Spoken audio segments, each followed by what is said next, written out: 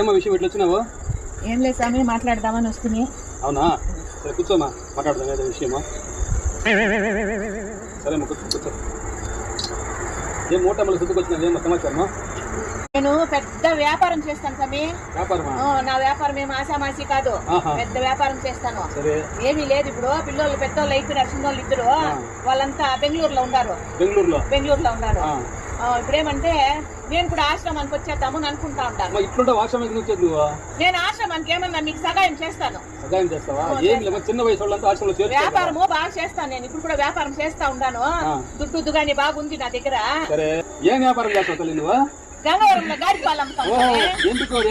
గాడి పాలు తాగితే చిన్నోళ్ళు ఇంకా పెద్దోళ్ళ వరకు యవనం వచ్చేస్తుంది వాళ్ళకి. మిలమిలా మెరిచిపోతారు అందరూ. గాడి పాలు తాగితే 1000 రోగాలకి మంచిదంట. లీటర్ పాలు 1000 రూపాయలు. నిజమైన మంట ఉంటారు అన్నమాట. నేను మొన్న గంగవరంలో పోతా ఉంటే బండిలో